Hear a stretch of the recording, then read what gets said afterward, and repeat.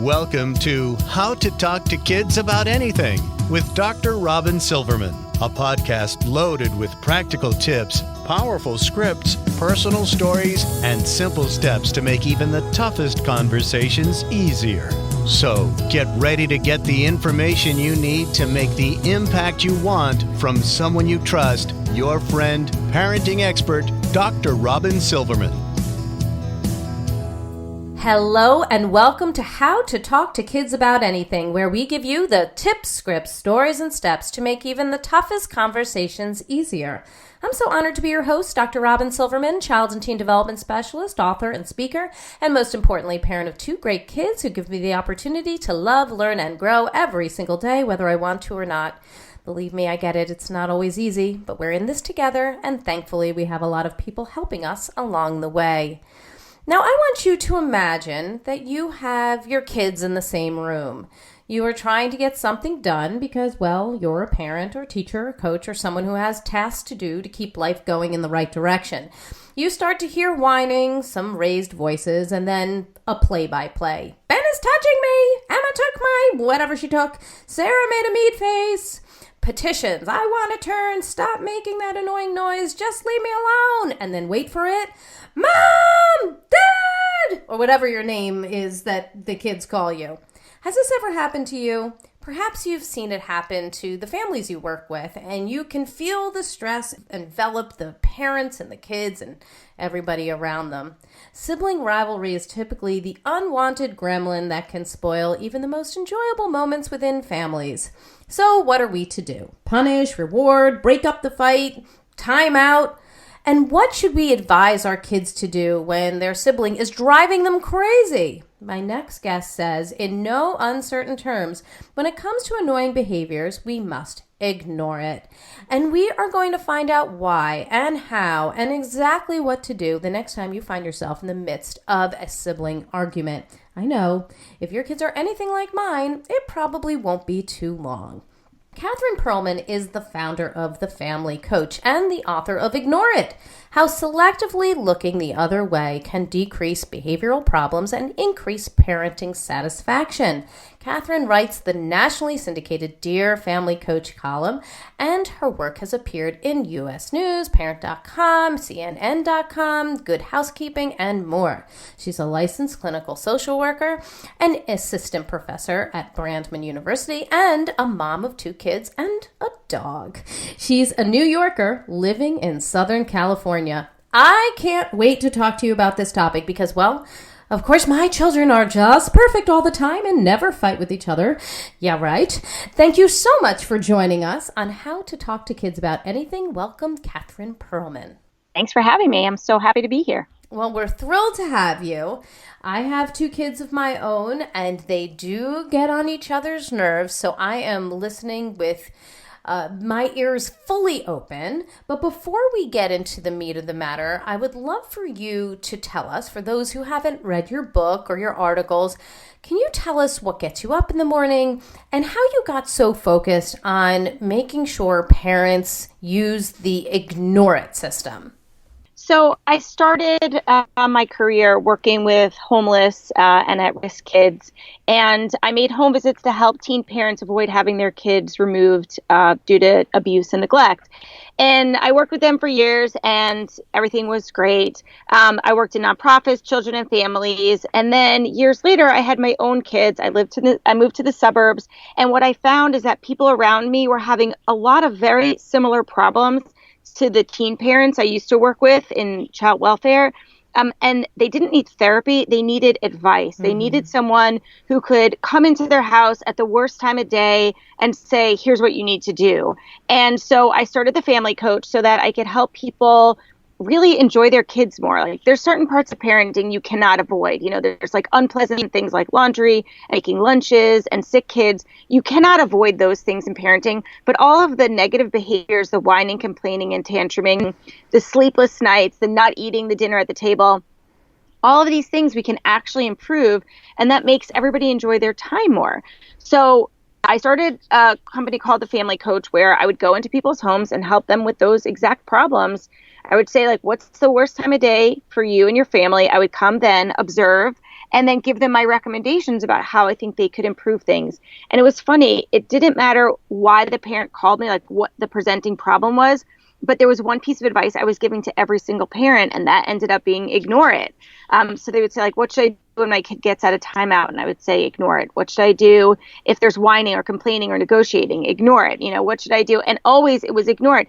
It was just one small piece of a bigger picture, but it turned out that one small piece had a huge impact on parents, how they felt about their situation with their kids, and the kids' behavior almost immediately improved in those areas. And so years later, after 10 years of doing this practice, I decided to write it all up in the book called Ignore It, so that parents don't need me to come into their home now. They could just read the book and get the same basic advice. And I mean, my practice is also really practical, very hands-on. I might know the theoretical underpinnings, but for parents, I really try and break things down into very simple, practical tips that they can implement right away.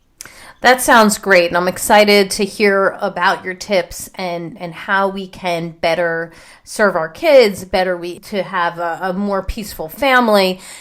Now, most, but not all parents that I speak to tell me that their kids pester and irritate each other. And sometimes this is by accident, but other times this is like by design.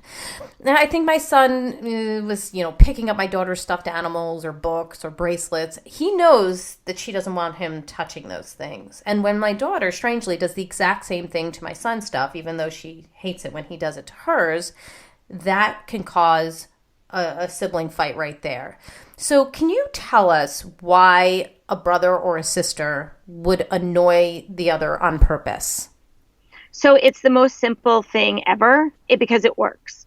So kids, like dogs, like other animals that have been trained or used in research, learn extremely quickly how to get what it is that they want. And sometimes what they want is attention. Sometimes it's to get a rise out of a sibling. It could be to get the attention of the parent. But the reason that kids nudge each other and pick on each other and do things that they know absolutely are going to upset their sibling is because it upsets the sibling and because it works. So years ago, I used to give seminars to parents on a variety of topics. And once I gave one on sibling rivalry, and I had about 20 parents there. And we were talking about our own sibling relationships. And I try and help parents think back to what it was like to be a sibling, to better understand how to impact their own kids' relationships. And this one dad talked about his own family. He grew up in the 70s, and there were 6 kids, and there wasn't a lot of attention. They were left on their own a lot. And he used to pick on his younger sister all the time. And inevitably, the younger sister would run to the mother. The mother would call the boy in, and he would say, "Why do you do this? You know it upsets your sister." And then all of his goals were accomplished. Number one, he upset the sister, which is what he really wanted to do. The mom was just validating that fact. And number two, look at how he got called to his mother. He got her attention. And sometimes, even if it's negative attention, even if there's yelling and screaming and even fighting, physical fighting, kids will do things to get attention or to get a rise out of a sibling or a parent. And so it was amazing. That story, it really resonated with me and perfectly explains why kids do this kind of stuff. I mean, even I think back in my own family, my sister was 3 years older than me, is 3 years older than me, and she used to call me big words from the dictionary, and the famous one was facetious. And I would run to my mother and say, "She called me a facetious again," because it was so easy and it was so fun for my sister, and it worked. So that's pretty much why they do it. They annoy because it works. I remember reading in your book that your your sister called you facetious, and that was really hilarious. So thank you for that. Yeah. So you tell people to ignore irritating behaviors and like sibling taunting or needling. So let's get specific. How can kids implement ignore it to improve sibling behavior? So there's 4 really easy steps. But before I talk about it, I want to say that I read an interesting study about how there was this one school that implemented an ignore it type program so that kids could stop bullying. Mm-hmm. And what they did is they taught all the kids that if you see bullying, you don't interact with the bully at all. You completely ignore the bully. And what you do is you provide your attention to the victim and help redirect. And what they found was that the bullying incidences greatly decreased. Because why bully if there is no effect? And also the bully sees if I'm not getting any attention, I might try another alternative way to get what it is that I want. And the same thing happens with siblings. And, when parents do ignore it with kids, it's the same idea. When people see that their actions has no effect, it's boring. Like there's no point to it. I might as well try something else. And often the something else is something a lot more delightful. So I use the sentence, I like relaxed reading, to help parents and kids remember what it is that they're supposed to do in the 4 steps. And the first I stands for ignore. So when the behavior starts, there's teasing, nagging, touching, whatever it is, you simply ignore it. You pretend like it doesn't exist. This is honestly the hardest thing to do. It's so hard to do. Yes. It's impossible because we're human beings, and our normal way of reacting is when someone's yelling at us, we yell back. If somebody's harassing us, we harass them back. But once kids understand that that's actually the whole point, that when we respond, the other gets what they want, they can learn to not react. And I try and say, go to a happy place in your head, take some deep breaths, literally turn your back so you're not trying to make eye contact while ignoring, which is extremely difficult. But so the first step is just to ignore it and pretend like that kid or behavior does not exist. Even if there's a finger nearly touching your face and they're saying, I'm not touching you, you literally do nothing. And sometimes what happens is the other child is like, wait a minute, this isn't working. And their behavior intensifies. Yes, they dial it up. Totally. They're like, this always works and now it's not working. There's actually like a technical term for that, and that's called an extinction burst. And right after that ramping up, the behavior goes away because, again, if it usually works, then I'm just going to try harder to see if it'll work this time. And when it still doesn't work, I'm going to give it up. So after we ignore, we listen. And that's for like, and I like relaxed reading. And we listen to see when the behavior stops, because we don't want to, just separate ourselves and stop having a relationship with our siblings or our children. We actually still want to be involved with them, but we just want to listen to when the behavior is finished. So sometimes parents will ask me, well, can I go in a separate room? Or, can I leave the child alone or tell the kids to separate? Well, the problem is then you can't re-engage when the behavior stops. And that's the really important part. So the first step is ignore, then to listen. And then the third step is to re-engage. As soon as the behavior stops, as soon as they stop calling you facetious or that finger comes down or they're not nudging you or annoying you anymore, you say, hey, do you want to play Risk? Do you want to go outside on the trampoline? It's time for dinner or whatever it is. You just move on like that whole incident didn't happen. We can't discuss it because then we're giving attention again to the behavior and they'll just start over again. So we just ignore, listen, re-engage. And then the last step is to repair. And this is not something that always has to happen, but sometimes if there were extreme hurts or there was someone's property was destroyed, or I had this perfect Lego set and a sibling, trashed it, that's when the repair comes in. We have to fix that. And then you do that and then we move on. But the whole point is to ignore and as quickly as possible, as soon as the behavior stops, to move on.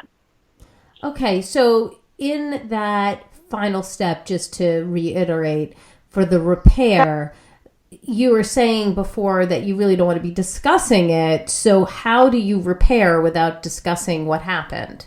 Can you help me clean this up? Mm-hmm. Just simply ask for it. Or, you hurt my feelings and I just want you to know.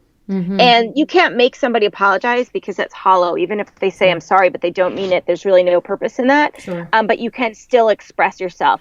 And I would say 9 times out of 10, no repair is honestly needed. Mm-hmm. It's really for extreme cases, and that's often when a parent might have to intervene.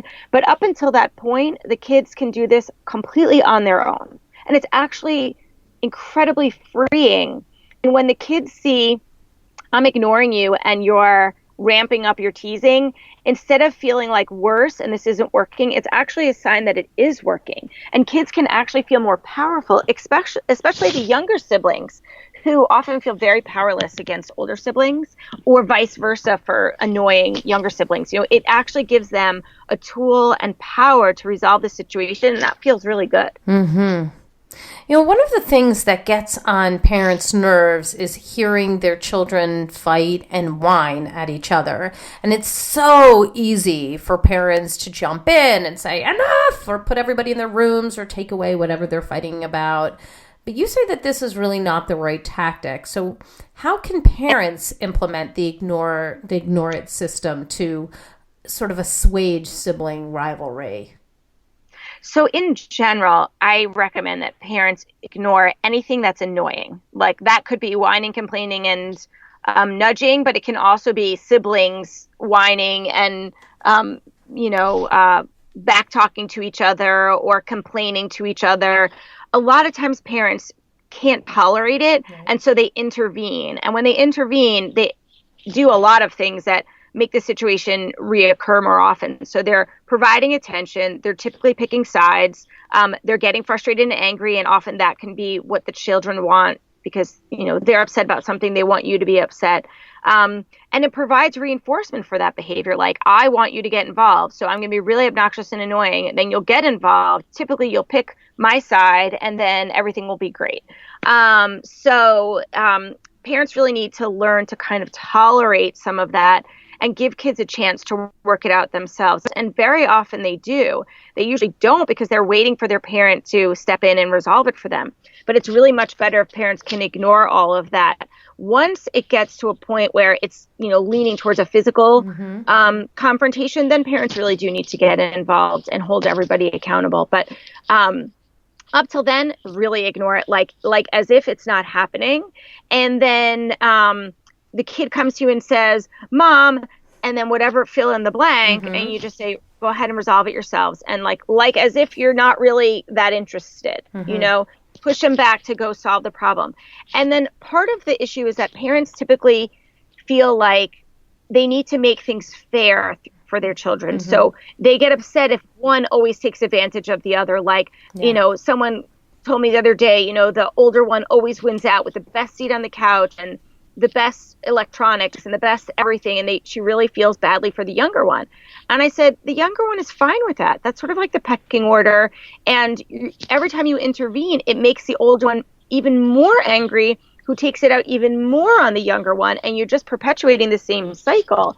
Sometimes, the one who doesn't get everything learns to compromise, learns to tolerate disappointment. Learns to do something else that, that might be more constructive or interesting, or they might find another passionate. But parents, when they intervene, they stop that moment from happening because they're so worried about things not being fair. And so I encourage parents to kind of not worry about that. Think about giving each kid what they need when they need it, and not worrying about keeping things like an even score all the time. And to stay out of it, to try as much as you can to ignore it or push it back on the kids. Like, yeah, you guys resolve it yourselves. And then turn away. It is incredibly tough what you're asking. And I do agree that it works, but it is very tough. And I want everybody to know that we understand that it is incredibly tough. It's funny when we talk about it with my daughter, and my son can really drive her nuts sometimes. So, we used to say, he's got your goat. And then the metaphor just started, expanding to, he's marching your goat down Main Street. He put a funny hat on your goat. He's pointing, he's dancing with your goat. He's, just so that she understands, like, he is really having a great time with you getting upset about this. And I know, like, when we say ignore it to kids, they get really frustrated because they really want to do something to make that sibling stop. So that's when it leads to, that child then yelling or hitting or kicking or whining or throwing a tantrum.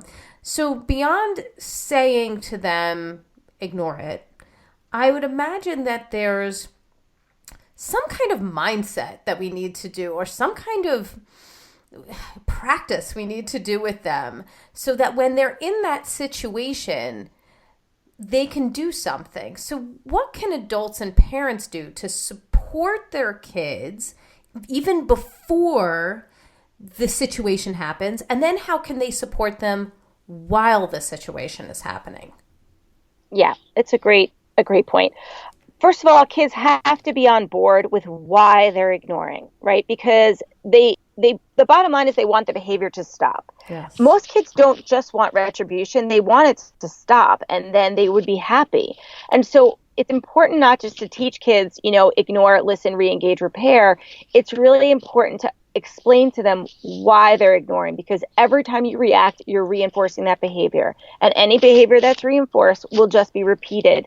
And even little kids, like, 6, 7, 8, 9-year-old kids can understand this. Like, there's a cause and effect, and when I react, it makes it happen more. So I think it's really important to explain, even on age appropriate terms, the why behind the system, and not just explain the system.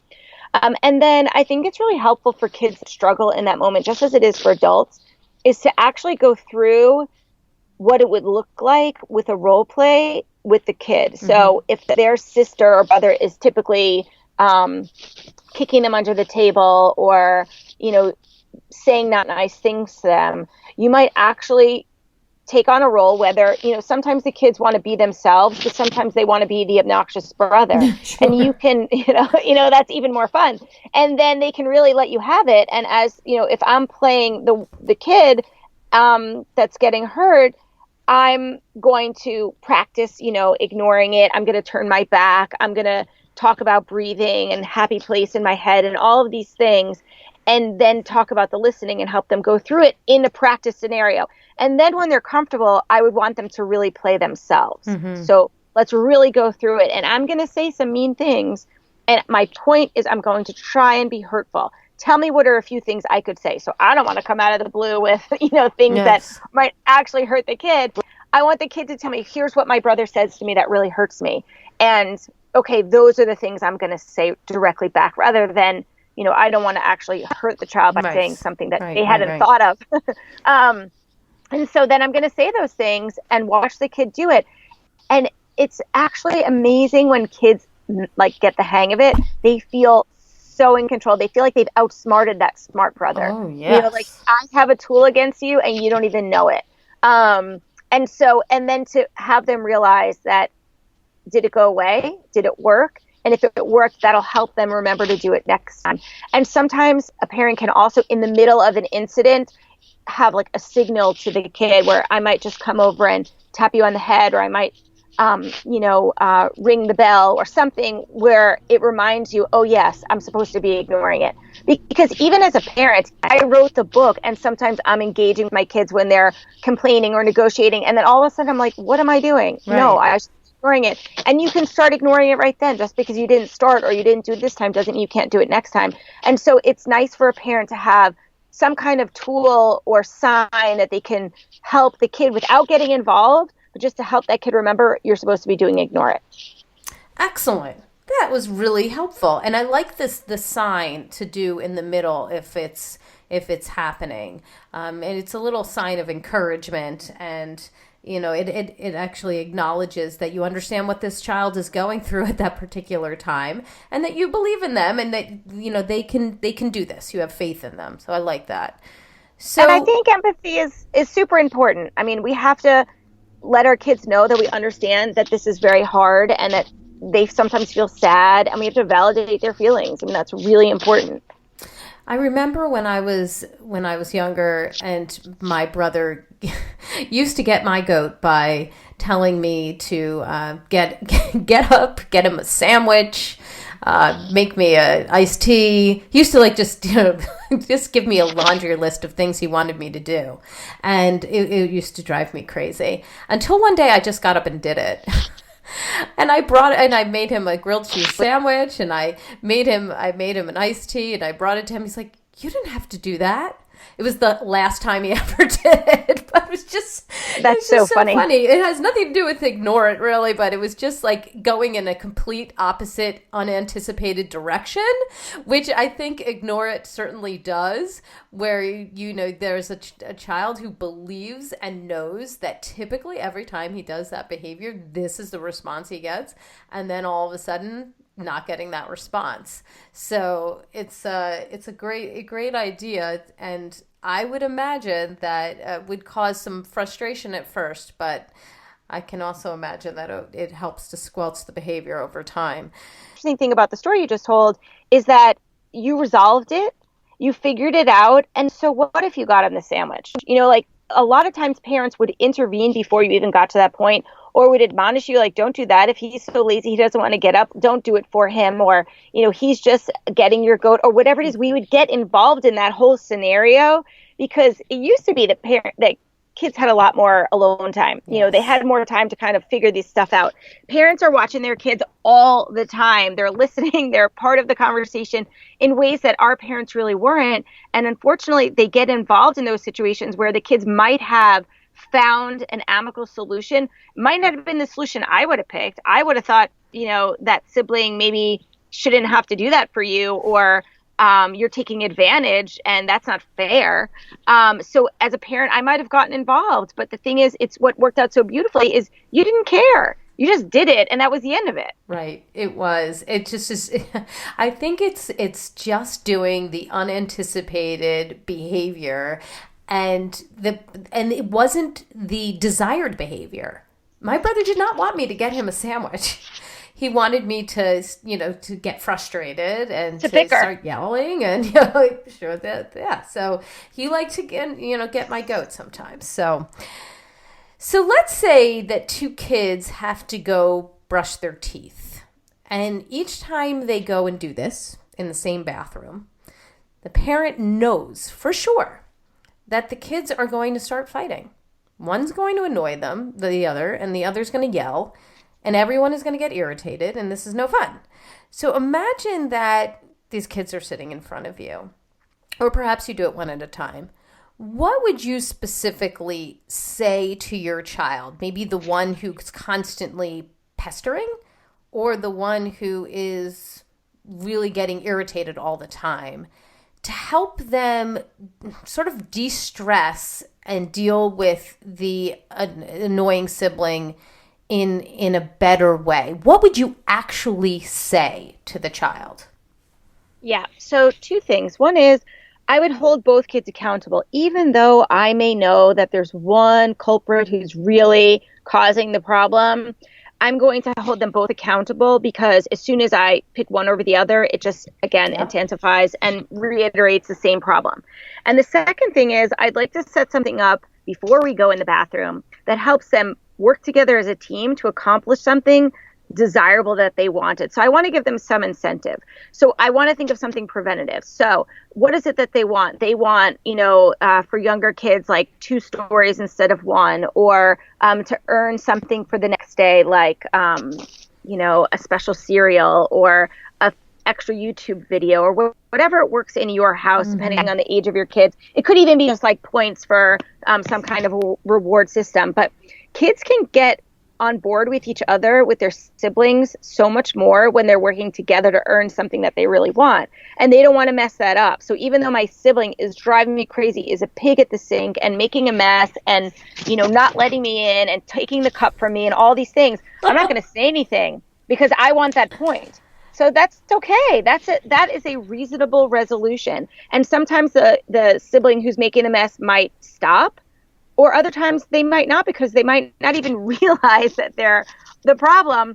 But regardless, the situation is resolved. So I think that sometimes parents need to think of the opposite of sort of ignored, and the opposite of providing this unwanted attention for the negative behaviors, and to really start providing positive attention for the behaviors that we want. And some ways to do that is with a reward chart, or even just every time you see them acting nicely, even in the smallest way, give them a compliment. Or every time you see the one who doesn't really like to compromise, every time you see that one compromise, like really make a note of it. Like I noticed I really wanted my kids to do chores around the house, and I wasn't really saying anything to them when they did it.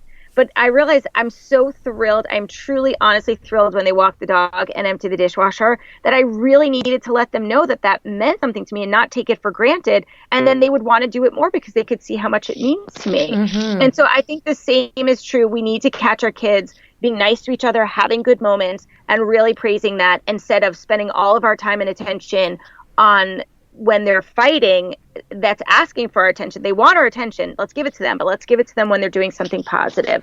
And so that's what I would try and do. I would try and work it out. And then honestly, there are some situations where it's just not going to work for the kids to brush their teeth at the same time. It's just not. And we need to have a different situation.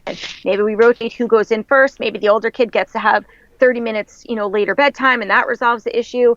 Sometimes there's another way around it for like the big high conflict situations rather than just trying to keep muddling through it. Good point.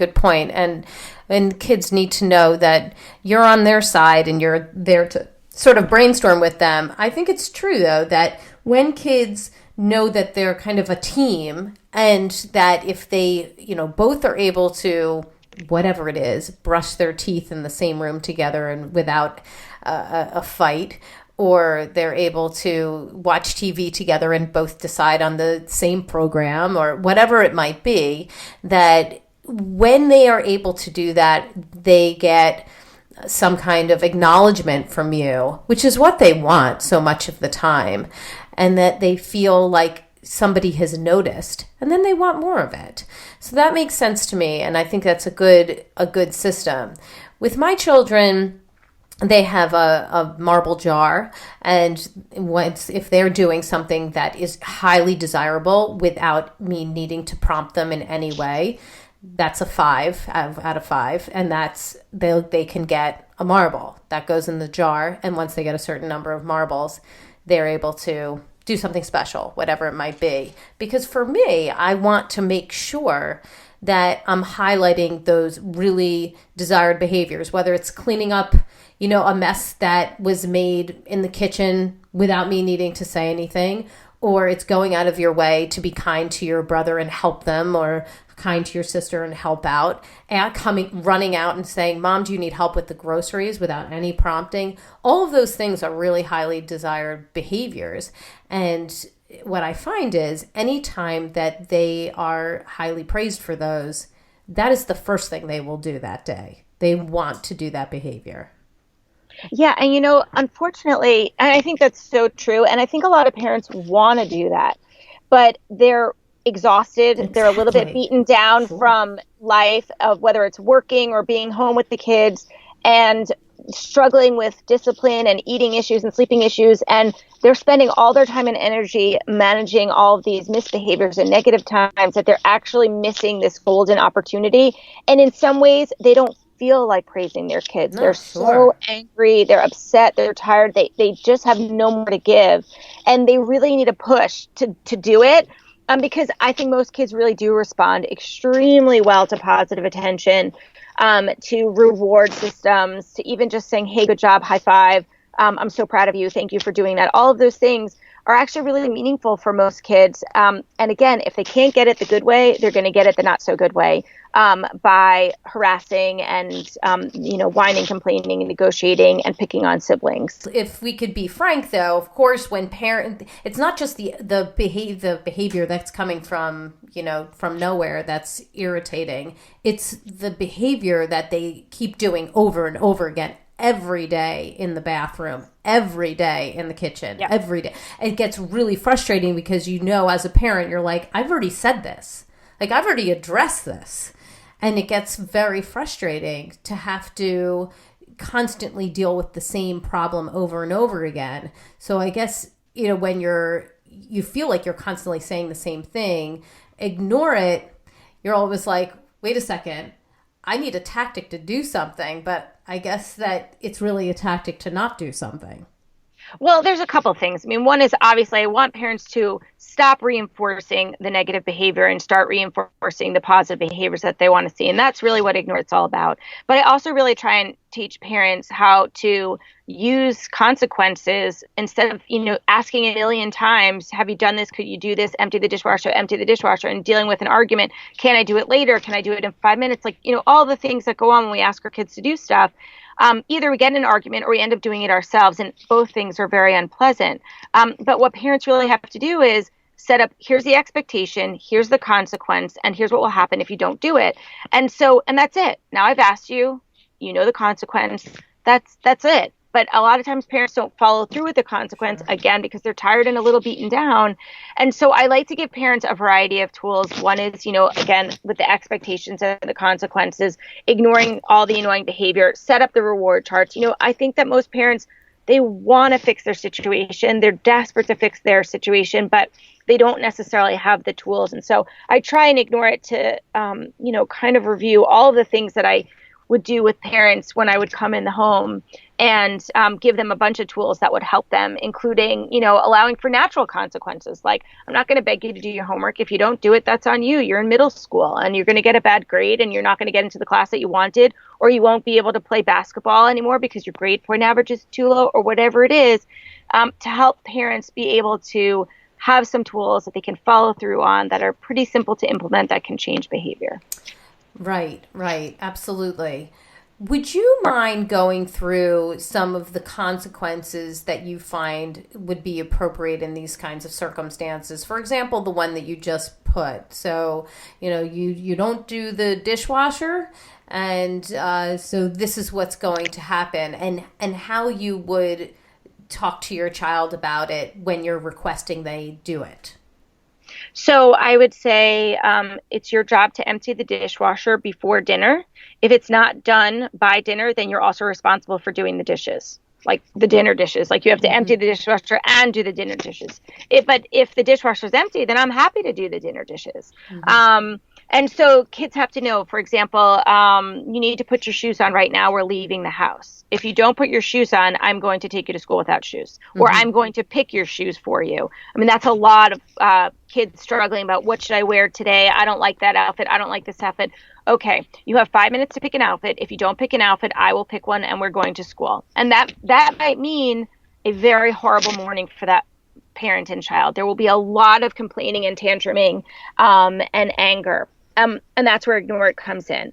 But once the kid gets to that consequence, it's unpleasant. And then they realize the next time you say empty the dishwasher or pick out your clothing, they're like, oh yeah, I really didn't enjoy what that consequence was, so I'm going to do it. And I also think it really depends on what's meaningful for your kid in terms of what works as a consequence. So for me, when my kids were little, my daughter loved books at night, and that was something we could take away. So if you don't brush your teeth by 8:00, there will be no stories. So that ended a lot of the dawdling and running around the house, not getting her pajamas on because she wanted the stories. But of course, we have to have one time where she doesn't get the story. Sure. So that she gets the whole point. I remember my husband saying to me, I don't think that's a really good consequence because, it's educational and we shouldn't take away her books. And I'm like, I promise you, she's still going to go off and be a successful adult if we take away her books one night, But for her, that was like the most meaningful thing. For her, taking away sweets and dessert was also meaningful. So if I knew we were going out for, let's say, Japanese steakhouse, and they always have ice cream and it's somebody's birthday, I have something I can take away that day. So that could be my consequence. I try and make the consequences relate to what we're asking them to do. Sometimes it makes sense. Sometimes it doesn't. But to try and have them meaningful for the kid, that's the most important thing. And then it's hard to do it sometimes. So. Oh, it's so hard. And a lot of times I don't want to deal with the unpleasant behavior that's going to come when I put this consequence in. So when that's the case, I tell parents, don't bother. So if you're not prepared to put the consequence in for a variety of reasons, we've all been there, then just clean up that day. Like, don't tell your kids to clean up. You just do it. Because if you tell them to do it and then they don't do it, and then you do it, that's really bad because they've learned they really don't have to do it. But if you don't even say anything at all and you just do it, nobody cares. It's like, it's a win. You don't have to stress yourself that day. It's just if you say do it and then this is the consequence, you really got to follow through with that. Yeah, I remember I was getting annoyed with the kids going back and forth as who was going to hold the TV clicker at one point. This was like a big control thing.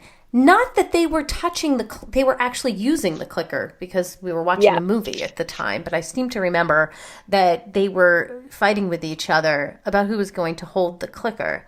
Well, I had already set up if they were going to fight over the clicker that we were not going to be able to watch the movie. So in the middle of the movie, my daughter got up to go to the bathroom. My son took the clicker that she had been holding and they came back and they started fighting over it. And I had to turn off the movie. Very hard to do, I have to say. Yeah. And then you got can we earn it back? That's a big thing with my kids. Can we earn it back? Nope, sorry. That was the consequence. Stinks for all of us, by the way. I am not happy about it. I was watching that movie, but that's what we said was going to happen. So that's what we're doing. And I tell you, I said, next time you may want to come up with a system of who's going to hold the clicker and let's be done with it. And we have not had an issue with it yet. So, they really do not like unpleasant consequences. And it stinks to have to follow through sometimes with them. Well, I think also the mistake a lot of parents make is they take away the clicker and then they do allow the opportunity. Okay, we'll be good now. Oh, yeah. We won't do it anymore. Oh, sure. Okay, fine. And put the movie back on. And that is the worst thing. You have to let them have that moment of it's so unpleasantness. Stinky. It's really bad for all of us. Yeah. But it's like one moment of pain can solve like a lifetime of pain if you just follow through to the bitter end. And I really have parents try very hard to resist giving in after they've already taken it away or said no. Yeah. To be thoughtful about what your consequence is, but once you put it in, you got to follow through. You've got to follow through. Yeah. Oh, that is so true. Well, out of everything that we've talked about today, or anything that we even haven't, what would you say is your top tip, your very top tip to making sure that siblings get along together and that they're not fighting all the time? Oh, I would say the number one thing is to stay out of it. To really give kids a chance to use their tools. If they need help with the tools, then give it to them when they're not fighting. But try as much as you can to stay out of it, because there's really very little good that comes out of it. But then if you do have to get involved, you hold everybody accountable. So I'm not going to decide who stole the clicker or who touched who first or who started the argument. If I have to get involved, everybody's getting the punishment. Woo! Yes. Strict in the Pearlman house at this point. We've got to make sure we're following the rules. And I tell you, I appreciate that kind of parenting so much. Even though it's challenging, it really is a great way of going about it, because then the kids know where the line is, right? They don't have to test it anymore because they know the boundaries, they know the limits, and they know the rules. And kids actually feel much more comfortable that way. I absolutely agree. But I do want to say one thing is that every parent makes mistakes. I make mistakes. I get involved when I shouldn't. I say no and then I say yes. I do all the things. Yep. When a situation doesn't go well, at least I can lay in bed that night and say, where did I go wrong and what am I going to do differently tomorrow? Or our kids change and develop, and things that weren't a problem when they were little or at a certain age now become a problem, and we get caught in a rut without actually taking the time to implement a new tool or do something differently. And so believe me, I have my moments. I think my kids get along actually very, very well, but at times they fight. At times I falter, but then the next day I start all over again. And I just don't want people to think like, oh yeah, there's perfect parents out there. Goodness, no. Nobody is a perfect parent. No, I always say parenting is the ultimate do-over, and my children do bicker, and we are working on it. And I am going to talk to them about this, absolutely, because I think it is vitally important for everybody's sanity. Yes, we all make mistakes, absolutely. It's never lost on me when I, start to feel myself getting stressed out and my voice starts to raise, and I'm actually talking about not raising your voice or yelling. That irony is not lost on me.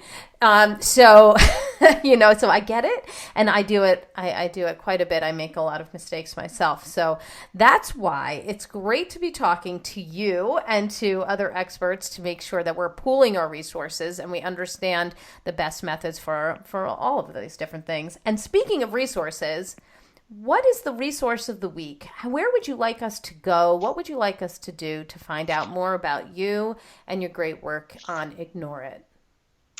You can really find out more about me and my book and my column and the services I provide at thefamilycoach.com. And same thing of finding me on Facebook and Twitter at The Family Coach.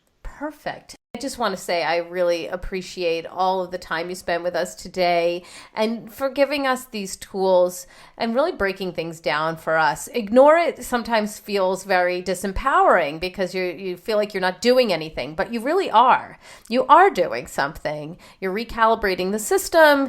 You are getting into a place in your head where you're staying relaxed, you're breathing, and you're putting yourself in a nice place, and you're thinking about what life might be like 5 minutes from now or a day from now once things are maybe not as intense. Yes. So I just want to say thank you for joining us. And I just loved what you said today about making sure that we ignore the behavior that we don't want and we don't reward the behavior through negative or positive statements or behavior that we definitely don't want. I think this is important information, and we will certainly be seeking out your book. Thank you so much. I've really enjoyed talking with you. I enjoyed talking with you too, and I hope we can do it more. So I have got my takeaways, and sweet friends, I know you have yours. Let's discuss them. Come up on Facebook. Let's go to the Dr. Robyn Silverman page, or let's chat about it at drrobynsilverman.com or twitter.com/Dr. Robyn.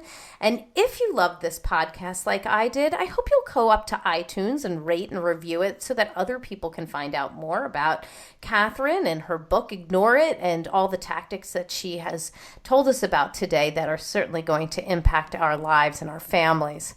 That's all the time we have for today, my fellow parents, leaders, and educators. Thank you so much for tuning in to How to Talk to Kids About Anything. For more information on books, articles, speaking engagements, or curriculum, please visit drrobynsilverman.com. So many great podcasts and show notes up there. I look forward to weathering the storms and enjoying the sunny side of life together. And please remember, even on the days when you fall short, you've got this. We are all like that. We all have our days. You're getting the information you need. I know it's not always easy, but never forget there's always tomorrow. As we said, parenting is the ultimate do-over. I see you. I'm right there with you. And as there are moments when we doubt our know-how, our choices, and our sweet sanity, please know you are 10 times the parent you think you are. Until next time, this is Dr. Robyn Silverman with How to Talk to Kids About Anything. Please tune in again and keep connecting through conversation. See you next week. You've been listening to How to Talk to Kids About Anything with Dr. Robyn Silverman. For more information on books, articles, speaking engagements, or curriculum, please visit drrobynsilverman.com.